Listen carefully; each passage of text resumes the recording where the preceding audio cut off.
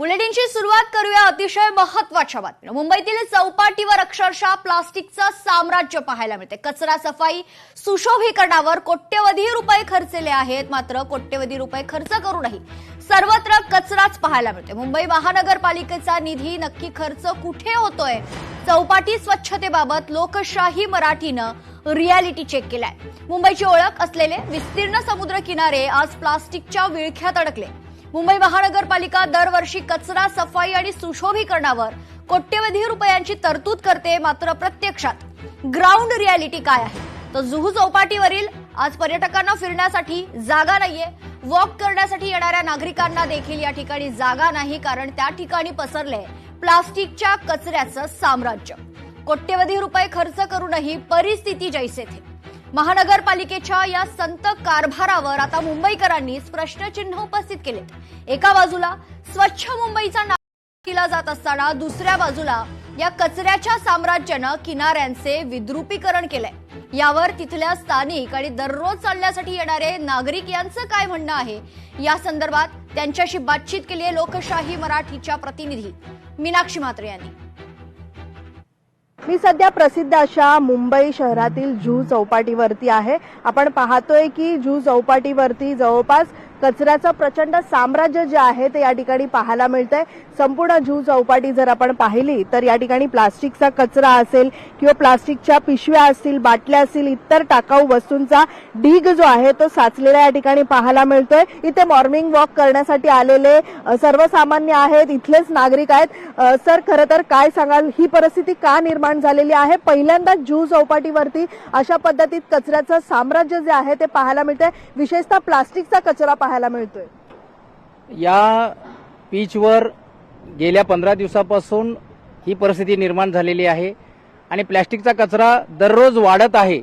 ही लोक इथं काम करणारे आहेत ते अपुरे आहेत आणि यंत्रसामुग्री अपुरी आहे, त्यामुळे इथला जो कचरा गोळा होतो तो गोळा झालेला कचरा बाहेर नेला जात नाही, तो इथं साठवला जातो आणि परत लाटेच्या माध्यमातून ते परत आत जातं।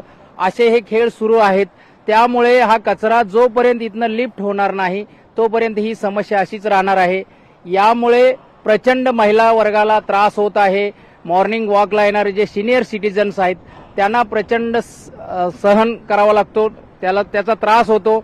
इथला कचरा जोपर्यंत डम्पिंग ग्राउंड पर्यंत जात नाही तोपर्यंत हा कचरा असाच राहणार आहे आणि या 15 दिवसात जर साठवलं नाही तर याचे गंभीर परिणाम इथल्या माशांच्यावर किंवा जे सागरी प्राणी आहेत त्यांच्यावर सुद्धा पाहायला मिळणार आहे। तरी सर्वांनी याच्यामध्ये लक्ष घालून लवकरात लवकर ही समस्या दूर करावी। पालिका प्रशासनाला आता तरी जाग येते का, आता तरी कारवाई करते का, याकडे देखील लोकशाही मराठीचं प्रामुख्याने लक्ष राहणार आहे।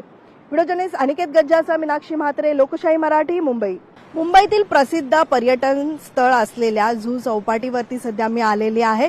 इथे जर आपण पाहिलं तर दूरवरती कचऱ्याचं साम्राज्य जे आहे ते पाहायला मिळत आहे। विशेषतः आपण जर पाहिलं तर प्लास्टिकच्या पिशव्या असतील, बाटल्या असतील आणि इतर टाकाऊ वस्तूंचा ढीग जो आहे तो साचलेला दिसत आहे। खरं तर इथे समुद्राच्या जोरदार लाटांसोबत टनानुसार प्लास्टिक आणि इतर कचरा जो आहे तो किनाऱ्यावरती वाहून आलेला पाहायला मिळत आहे, ज्यामुळे संपूर्ण चौपाटी जी आहे ती कचऱ्याच्या ढिगाऱ्याखाली झाकली गेलेली आहे। जवळपास 2 ते 3 फूट आतमध्ये हा कचरा जो आहे तो साचलेला आहे एकाच जागी। संपूर्ण जर समुद्राचा किनारा पाहिला तर सुमारे 3 ते 4 किलोमीटरच्या परिसरात सर्वत्र कचरा पसरलेला आहे। पर्यटनासाठी येणारे नागरिक असतील किंवा मग इथे मॉर्निंग वॉक करण्यासाठी येत असलेले जे नागरिक आहेत त्यांनाही आता हे कठीण झालेलं आहे। इथून चालण्यासाठी रस्ता देखील राहिलेला नाहीये, इतका या प्लास्टिकच्या कचऱ्याचा ढीग जो आहे, साम्राज्य जो आहे तो पसरलेला आहे। पालिका प्रशासनाकडनं आपण पाहतोय की करोडो रुपये जे आहेत नाले सफाई असेल किंवा मग बीच क्लिनिंगसाठी खर्च केले जातात, कॉन्ट्रॅक्ट दिले जातात, पण मात्र हा पैसा नक्की कुठे खर्च केला जातो असा प्रश्न या ठिकाणी सध्या उपस्थित होत आहे। त्यामुळे ही सगळ्या सत्य परिस्थिती आता लोकशाही मराठीनं ज्या पद्धतीत दाखवलेली आहे, हे सगळं बघितल्यानंतर पालिका प्रशासनाला आता तरी जाग येते का, याकडे प्रामुख्याने आमचं लक्ष लागलेलं आहे। व्हिडिओ जर्नलिस्ट अनिकेत गज्जासह मीनाक्षी म्हात्रे, लोकशाही मराठी, मुंबई। आपण पाहतोय मुंबईची ओळख असलेला जुहूचा समुद्र किनारा सध्या कचऱ्याच्या विळख्यात अडकलाय। प्लास्टिक, थर्माकोल, लाकूड, कचरा आणि इतर खरं तर घनकचऱ्याचे ढीग किनाऱ्यावर साचल्यानं पर्यटकांसह स्थानिक नागरिकांमध्ये प्रचंड संतापाची लाट आहे.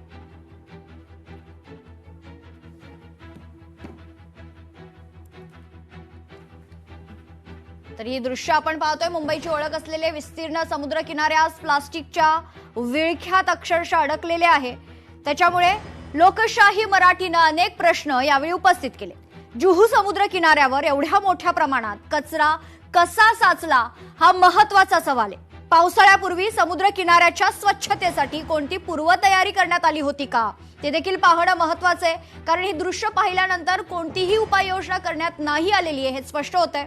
दरवर्षी हीच परिस्थिती निर्माण होत असेल तर कायमस्वरूपी उपाययोजना का होत नाही हा महत्वाचा सवाल देखील लोकशाही मराठी महानगरपालिकेला विचारते.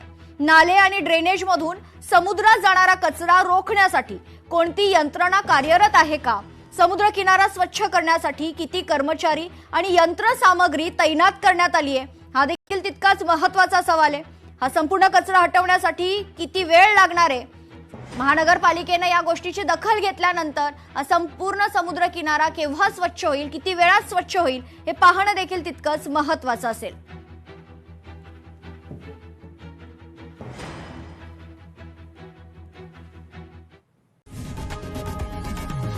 लोकशाही मराठी ऐका, पहा, जागरूक रहा.